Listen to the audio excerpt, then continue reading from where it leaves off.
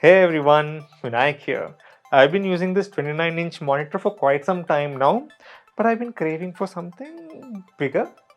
So I hope this is big enough. Let's check it out. I had put off upgrading my monitor for quite some time now as they are quite expensive. But the screen real estate on my 29-inch LG monitor was becoming a limiting factor on how well I could organize my work setup on screen, especially during editing.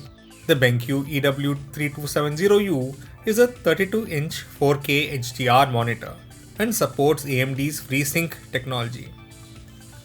The iCare logo in front indicates that this monitor supports Brightness Intelligence Plus in order to offer the most comfortable and enjoyable viewing experience. We will get to that in a bit. This monitor supports HDR, UHD or Ultra HD resolution. A USB-C input is available, making it easy to connect newer laptops to this display. Brightness Intelligence Plus support and a 3000:1 contrast ratio. Let's dig into the box and remove the stuff which can fall out when turning this around. Power cord. Nice that this monitor doesn't need an external power brick. DisplayPort to mini DisplayPort cable. USB-C to USB-C cable. Manual and online warranty card. Here's the stand and the base of the stand. I should have asked for help, but here goes.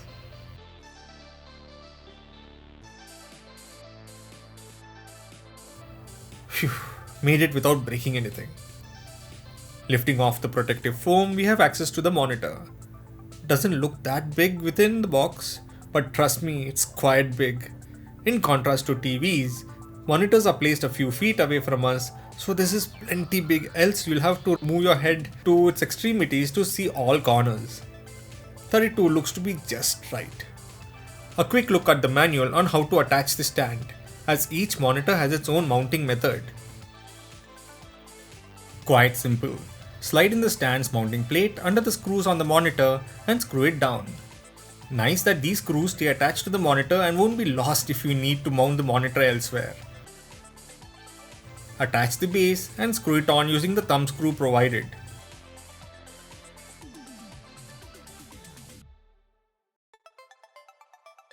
Now we are done. Let's stand the monitor upright.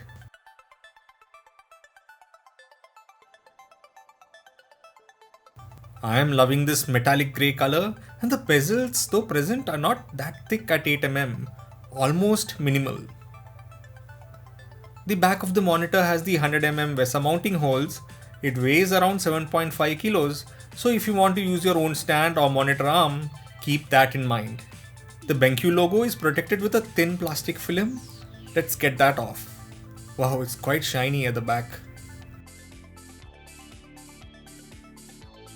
Similarly, let's get all the film off the stand too.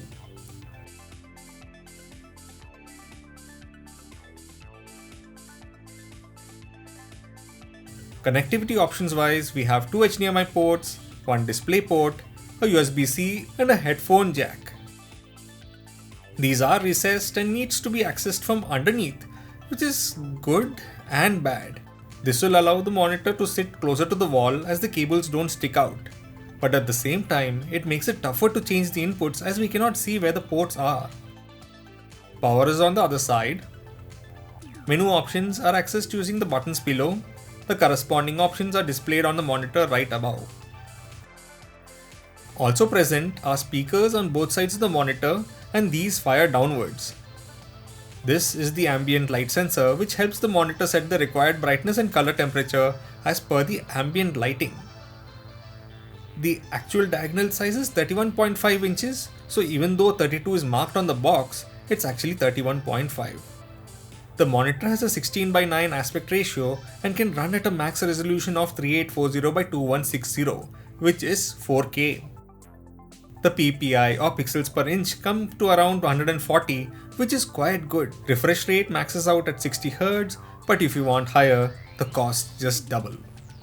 4 milliseconds response time, not the fastest, so cannot recommend this monitor to competitive FPS gamers, but for casual gaming, it's quite good.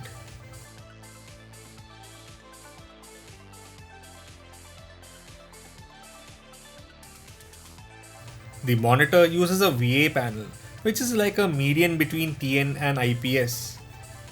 Great contrast in colors. Colors are accurate with support for 95% of DCI P3 color range and supports 1.7 billion colors. Brightness peaks at around 300 nits, which is still higher than the 250 on my older monitor. Windows supports HDR in OS and can be activated via the display options. Also, you can open up the advanced options to change the brightness of HDR content so that it doesn't look as muted when switching to HDR. Once HDR is on, we can't control any of the picture options. All levels such as brightness, everything is controlled as per the content being played. If you play HDR content on Netflix or Amazon Prime, they look amazing. But the standard desktop does look quite different. You can turn HDR on and off via the display settings as required. Here are some demo videos on YouTube with HDR on and without HDR. There is some visible improvement, but I don't think this video can faithfully reproduce the quality changes as I am recording in 1080p.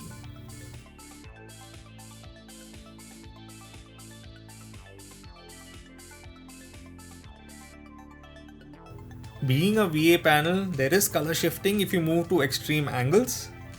BenQ claims a viewing angle of around 178 degrees, both vertically and horizontally, which looks to be accurate.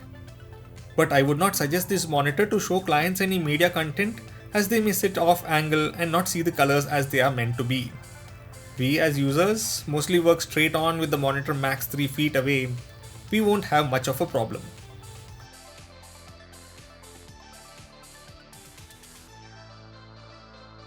It also works USB-C to USB-C. Here I have a HP Envy thin and light laptop, and these don't come with any HDMI or other display ports. But one USB-C cable attached between the monitor and the laptop provides a 4K 60Hz display. So all you thin and light MacBook owners, one cable is all you need, but this port doesn't provide power, so you cannot charge your laptops with this, which would have been icing on the cake. Here's the light sensor used for the Brightness Intelligence Plus feature. This can be turned on or off by using the HDR button on the bottom right. It cycles between HDR, HDR plus Brightness Intelligence, and Brightness Intelligence only, and both off options. The HDR activated through this button is emulated, so if you want true HDR, use the option in Windows to activate it. But it still makes the colors pop on screen for any content, but doesn't always look good, so use as necessary. The menus on the monitor are easy to access and navigate through using the buttons on the bottom of the monitor. The function of the button is displayed on screen right above. The LG monitor used a joystick menu selector, but I got used to the BenQ's options quite fast and it's quite intuitive. Other features include super resolution, which usually adds edge enhancement to artificially sharpen the image, and also smart focus, which highlights a selected window or area, helping users concentrate on the main viewing content by reducing distractions in the background. The speakers under the screen, which are 2 watts, are okay if you don't have any speakers or need something temporary.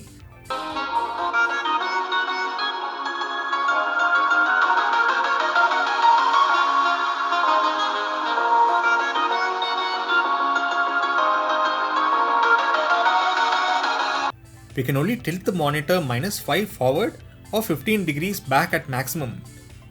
No height or swivel adjustment is possible, which would have been great but sadly is missing.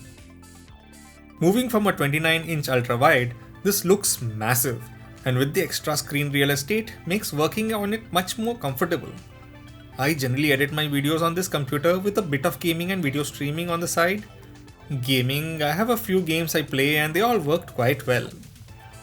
Having upgraded to a 2070 Super recently, it could handle 4K gaming, albeit lowering the settings from ultra to high maybe. But you will need a good graphics card if you want to run this monitor at full 4K resolution. Overall, I'm loving the look of the monitor. The metallic grey finish is very classy. This monitor is great for work, casual gaming and of course movies. 32-inch looks like the sweet spot for the size without having to move my head around to look at the corners. This is a budget 32-inch 4K monitor, but still doesn't seem to give the competition a run for its money at the price point. So great price, great specs. Would I recommend it? Compared to other monitors at this price point and with similar specs, this is the best out there. For better specs, you will need to literally pay double.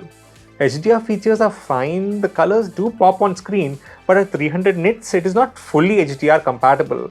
But at 3 feet from our face, 300 nits brightness is plenty as it gets quite bright and I turned it down anyway.